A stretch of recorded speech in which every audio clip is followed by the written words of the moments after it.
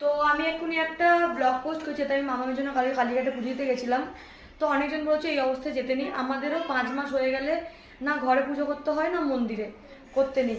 কিন্তু যেহেতু আমার মেয়ের এত বড় একটা মানে ঘটনা ঘটেছে, মামামের হাত ভেঙে যাওয়াটা খুব একটা সামান্য তো নয়, জ্বর তো নয়, হাত ভেঙে গেছে, আমার মেয়ের একটা অপারেশন হয়েছে, যার জন্য আমি মানসিক করেছিলাম ষষ্ঠীতলায় কালীঘাটে। তো ওই জন্য আমার শাশুড়ি বললো হ্যাঁ গিয়ে দিয়ায়। তো আমি গেছিলাম কালকে, গিয়ে পুজো দিয়ে এসেছি। তো এই জন্য অনেকজন বলছো, তো আমাদেরও ওটা দিতে নেই, যেহেতু বাচ্চার জন্য মানসিক করেছি। তো আমার শাশুড়ি বললো পুজোটা গিয়ে দিয়ায়, কিচ্ছু হবে না, মন দিয়ে দিয়া। আর এইসব আমাদেরও মানে যে আমাদেরও 5 মাস হয়ে গেলে দিতে নেই। তো যারা বলছো তারা নিশ্চয়ই ভালোর জন্যই বলছো জানি, কিন্তু আমি এটা আমাদের বড়দের, আমাদের ঘরে যে বড় মানে আমার শাশুড়ি, ও পারমিশন নিয়েই গেছিলাম মামাদের জন্য পুজো দিতে।